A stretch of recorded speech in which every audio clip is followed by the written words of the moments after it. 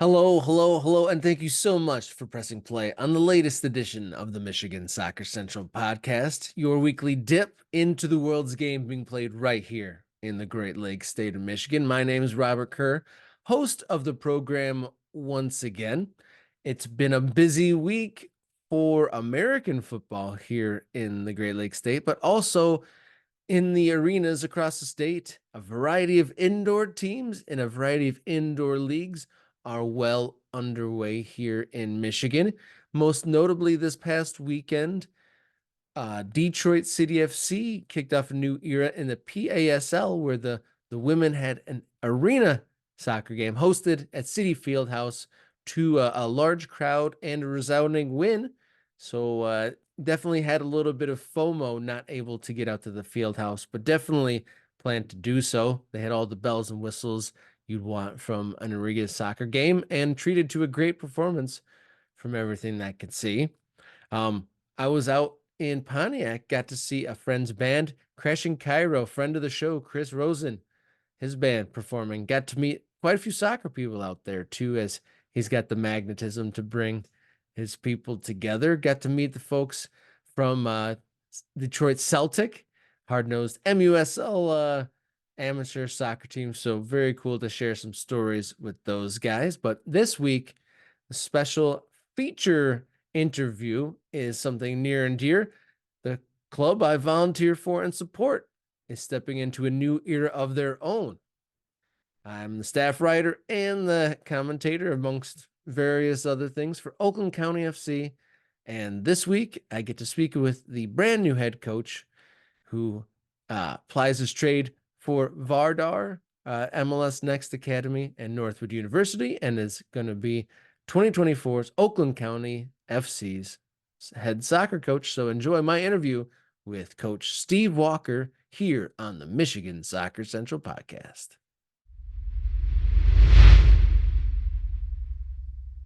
Hello, very, very excited for our next segment. We have a very special guest. He's been coaching in Michigan for 22 years now and currently is coaching the 07 MLS Next Academy team at Vardar, as well as collegiately at Northwood University as an assistant coach, where he's been for the past 5 seasons. But he is here today on the Michigan Soccer Central podcast for his new position that he's taking on, a different layer to the game, as he has just accepted the position of head coach of USL 2's Oakland County FC. Welcome to the program, head coach Steve Walker. Thanks for having me. Yes, congratulations, coach. You are now going to the incoming boss at the purple of Oakland County FC. What drew you to the job, and what are you excited for ahead? So I've been following the team for a while. A few ex-players that I've worked with that have played for the team before, and I've known Vinny for a while as well. And it was more of a passing conversation I had with him probably about 6 months ago. We chatted about the team, obviously about how the summer went for him, and obviously him getting back involved. And then I expressed interest in the job. For me, obviously, it's a natural progression for me for coaching. Working with the college level players, and then obviously now working with the MLS group Vardar. So for me, it was a perfect mesh, really. The level obviously was something that interested me, and again, I think it's a very well run program. It's a great area. The level of player in the area is fantastic. So yeah, I'm excited, very excited. So.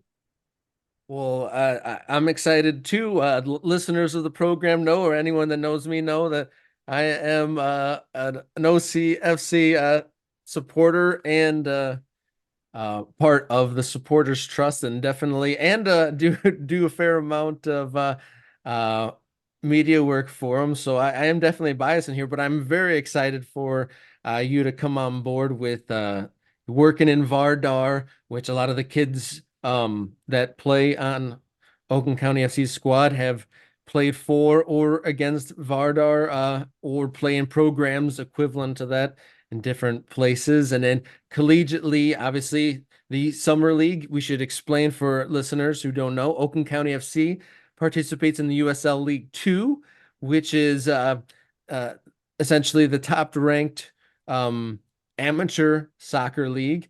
And it plays in the off season for the college schedule. So May, June, and July, teams from across the country participate in a 3 month season. And in some places and in some teams is a college all-star team.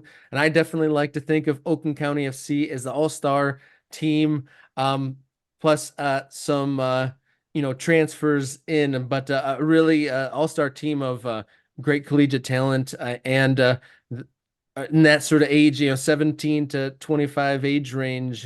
It's kind of the all-star team of the Metro Detroit and Southeast Michigan, having coming to the fields of Clawson and now Royal Oak each summer. And so that's what's drawn you, because you don't actually live right here in town. So you'll be putting in some miles this summer. Yeah, I'll be commuting. I'll be commuting from up in Saginaw, so I mean, it's not that terrible of a commute once you get into it. It gives you a lot of time to think about a lot of things, which is good. It helps you think about obviously the team and stuff like that, and what you'd be coming to do. So yeah, I mean, definitely the area, the level of player in the area is a big draw. For me, the like you said, the schools that are represented, the players, where they're coming from, is the best of the best. Especially the college level. There's players from Western Michigan, from Michigan State, from University of Michigan. So all of the top schools in Michigan, Oakland, they're all represented in there. Where the players are coming from, and I think they've done a very good job of a good blend. There's a lot of players that return, season after season. So.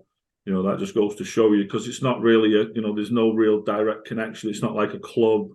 When you were younger and you were playing for a club, you go to your high school during the season, but that you're more than likely going back to the same club.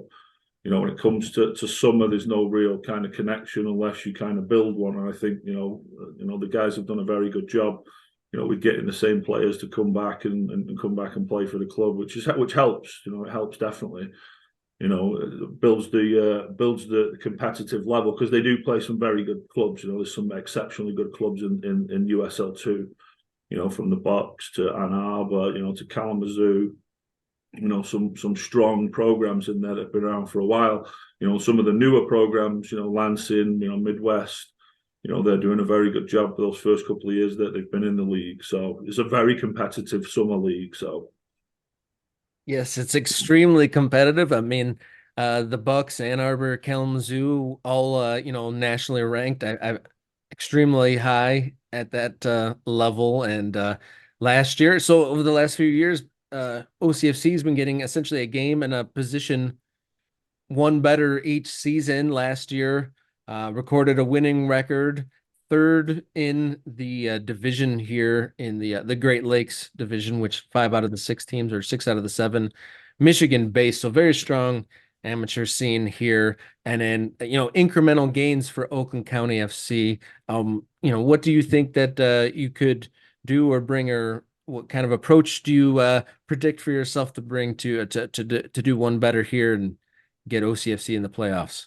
I mean, that's obviously the number one, in chatting with Nick and with Theo and Vinny, and obviously putting an idea together for the season. Obviously playoffs is the number one goal. And then obviously seeing from there, once it comes to the playoff scenario, it's anybody's game. It's almost a tournament style. You win, you go on. You lose, your summer's over. So. I think it's just obviously getting off a good start. Getting the group together.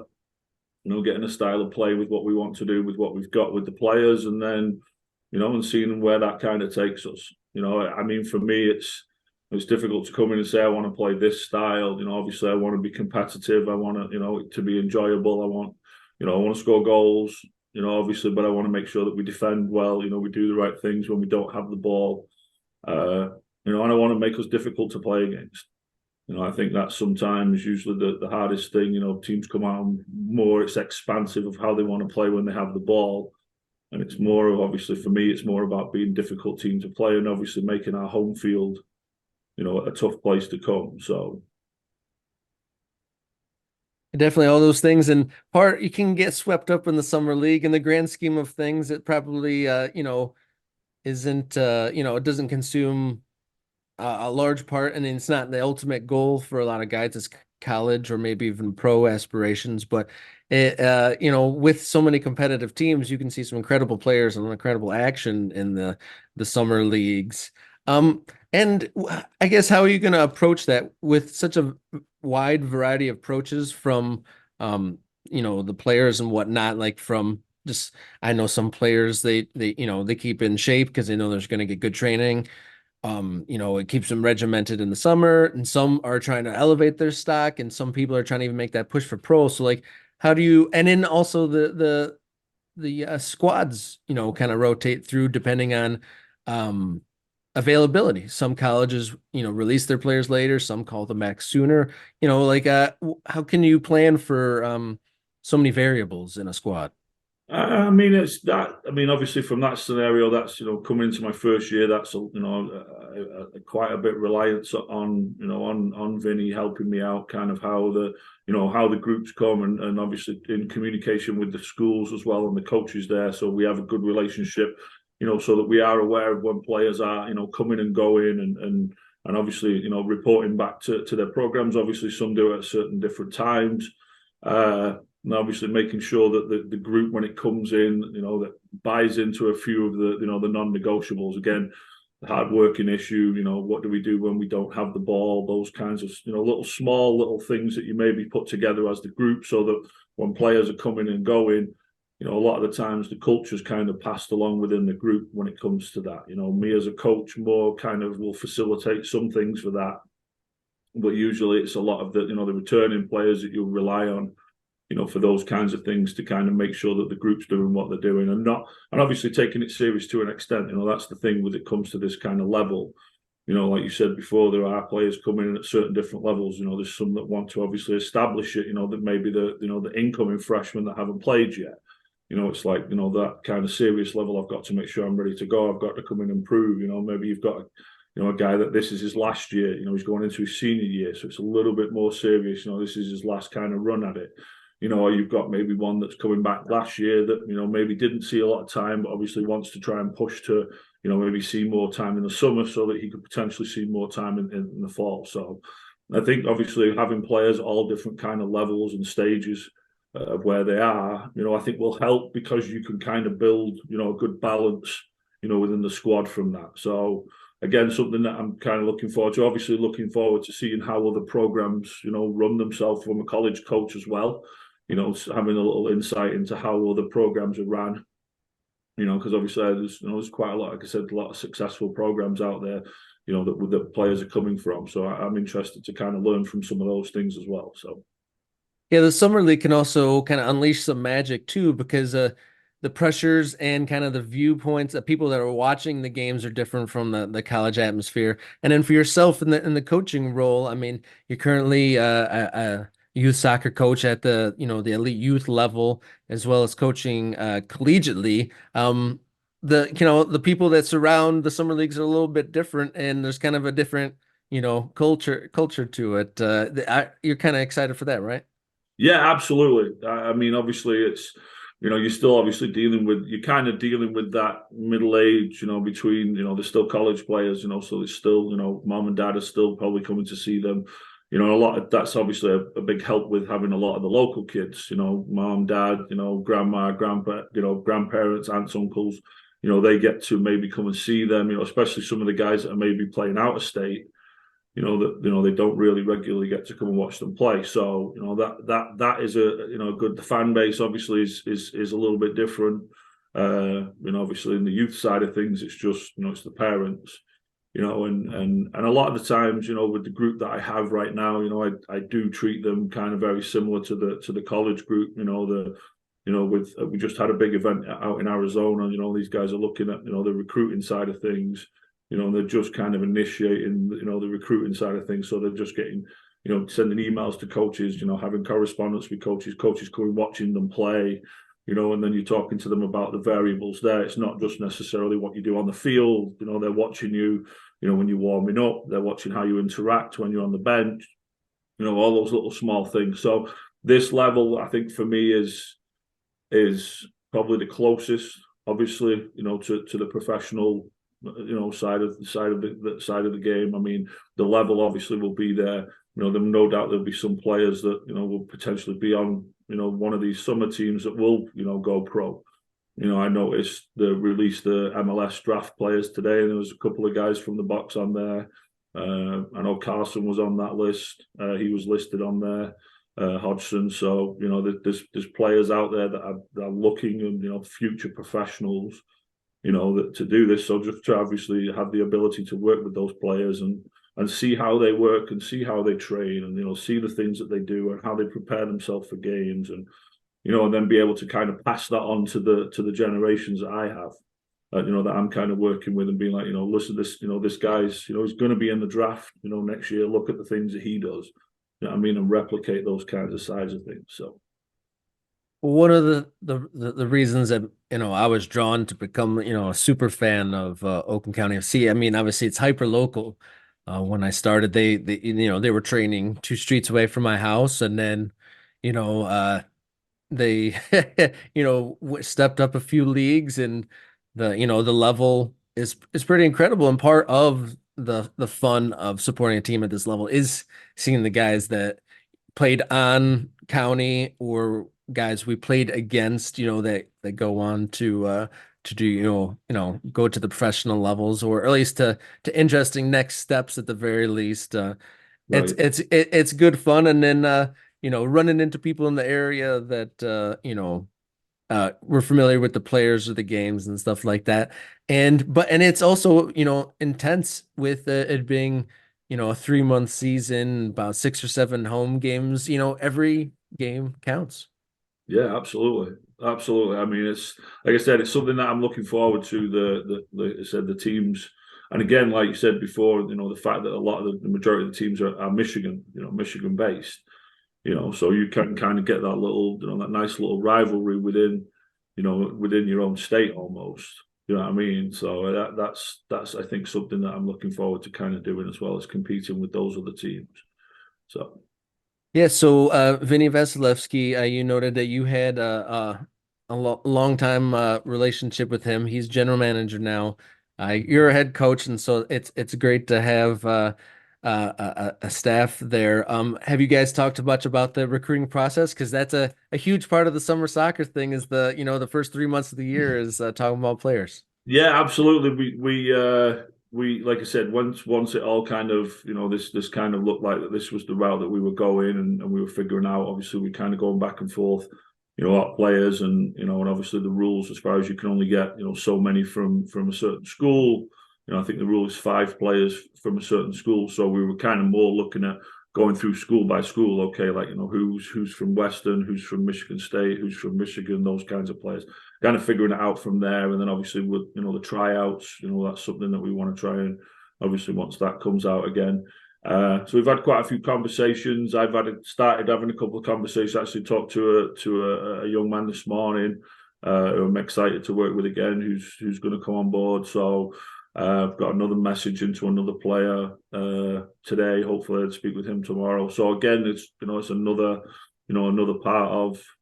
And it's kind of strange to think, you're talking about the summertime already, but you really kind of need to put these plans in place with these groups, so you can kind of start having little side conversations with them as well, and kind of getting them ready, and maybe checking them up on the spring and seeing how they're doing in the spring to kind of, obviously as soon as school is out, we can kind of hit the ground running.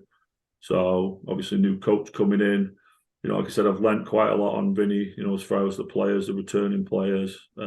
Hopefully during the holiday break here, some of the guys that are home maybe get a chance to kind of connect with a couple of them over the winter, just to kind of, put faces to names and kind of chat with them a little bit before the season starts. So, yeah, I'm excited. Like I said, I've known him I met Vinny when he first started at Saginaw Valley. I'd just finished there a couple of years prior. And then we just kind of stayed in touch here and there over the years. And then when he actually went to Northwood and played, I was the assistant coach. That was my first time there.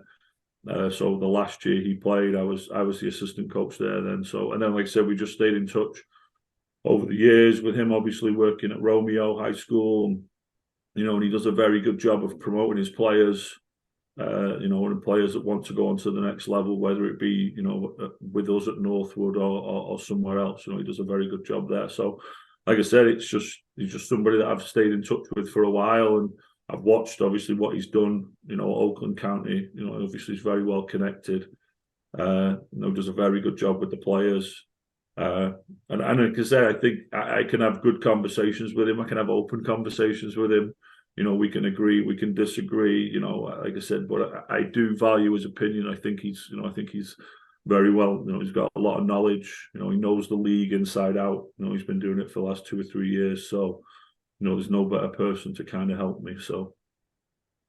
Yeah, it's definitely been a stalwart of the team and continues to be. And kind of going back to the beginning of your answer, talking about the work starting earlier than it's a summer league, but we're starting about now.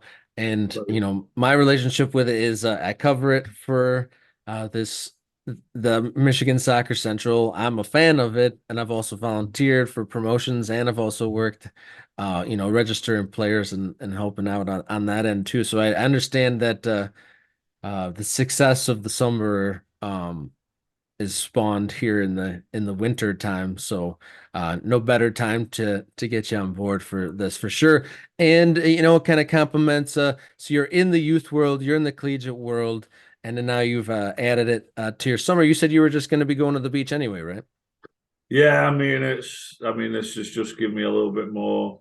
I think the way I explained it to my wife was it'd be less camps, and just one team now that we can just support. So, she was more than okay with that. So yeah, it's like I said, there'll be a little bit of time there where there'll be a little bit of an overlap. Obviously, no real overlap with the college because once the college season is over, that's pretty much when when the summer season kind of starts. So my college responsibilities will have kind of slowed down a little bit.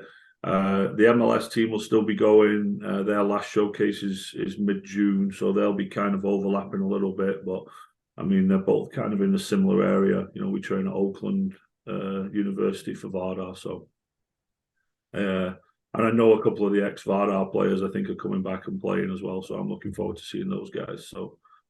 Yeah, I was going to ask you, your MLS next team is on the younger side, but do you think you're going to encourage any of them to try out? Yeah, I've talked to a couple of them. I talked to actually the 3 captains. I mentioned it to them the other day about obviously taking on the role. One of my captains is actually verbally committed to Notre Dame, so I think he would be a very good addition. Obviously as he starts to kind of build his college career, I think it would be exceptionally good for those kids. Obviously, again, going back to what we talked about before about being around those kind of level of players. A lot of my players obviously have aspirations of, playing Division One.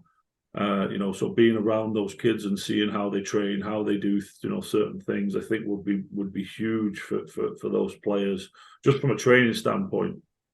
Just to kind of learn from those kind of players. And I know there's some of the guys on the 19s. There's a couple of guys that have already committed to Oakland. So I know there's some available players. But again, the pool of players in the area is so big already. Do you know what I mean? You want to kind of be able to give those opportunities for those kids. But again, you got to look at it. Their time will come eventually. You think in a couple of years with those kids. So I just think that when it comes to that kind of level, I think it'd be good for those players to be in and around the training environment. I think they'll learn a lot. Obviously maybe opportunities for some, internal scrimmaging, just because you have the ability to, to have that amount of players or that level of player available, it'd be a good opportunity to do some stuff within training. So, yeah, we'll see how that goes. That's an exciting prospect to get some of those players involved in the program. That'd be pretty great. And I kind of just want to just turn to you just a little bit. You obviously you've been coaching locally at least 20 plus years, so multiple decades. And what has drawn you to coaching, and what makes you continue coaching? I mean, it's always been something. I think it's a decision I made not long after I was actually pretty young. I took my first coaching license actually at 16.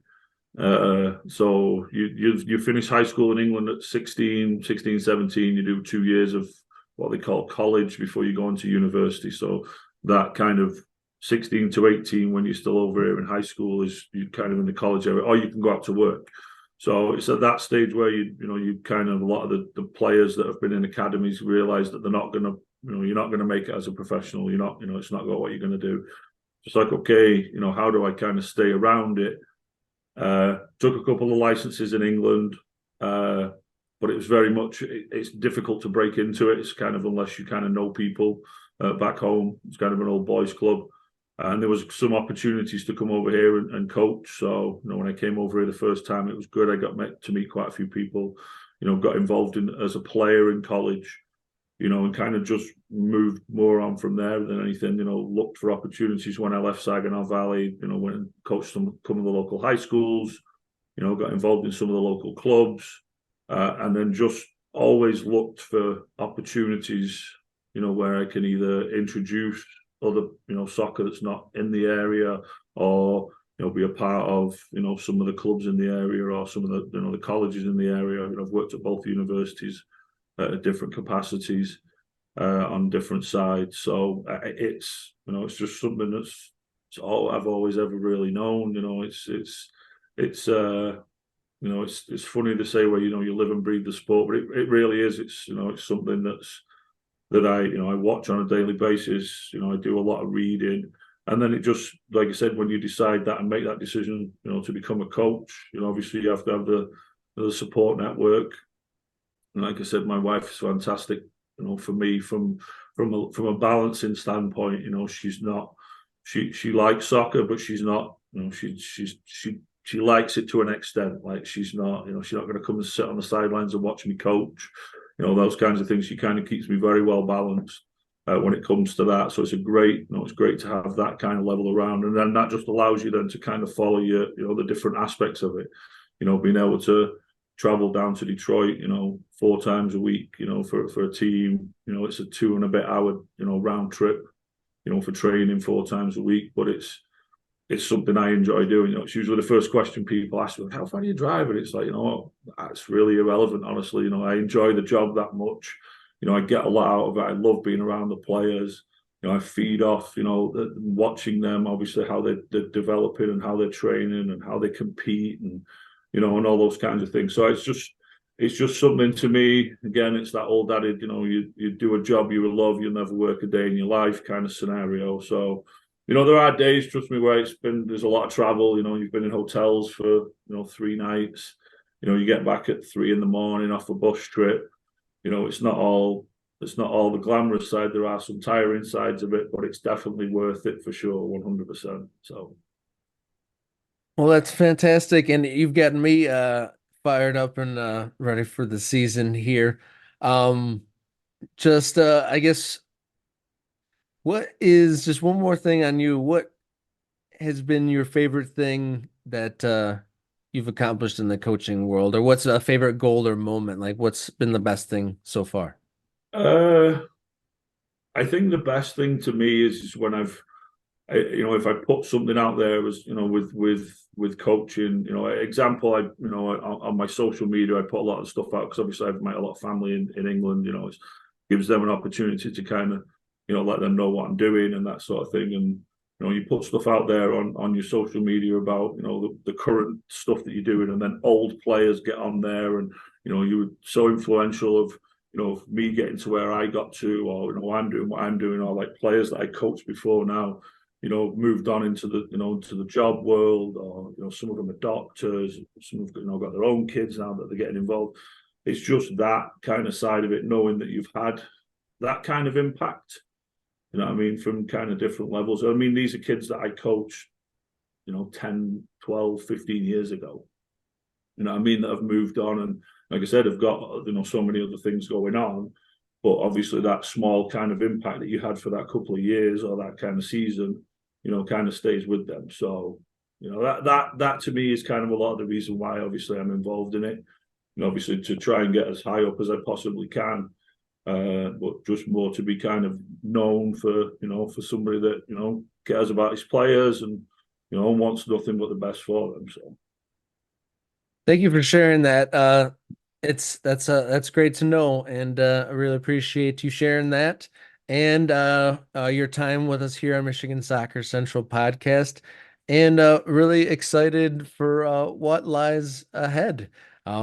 It should be a great summer ahead, and I really hope that those phone calls you and Vinny put together the most glorious Oakland County FC squad that the loyal supporter owned club wants and would love to see. So one more time,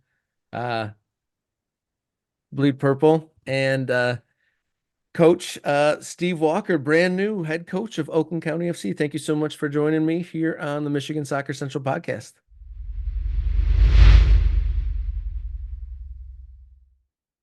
There you have it, head coach of Oakland County FC going into the brand new season. Coach Steve Walker. Can't wait to see what the new season will bring.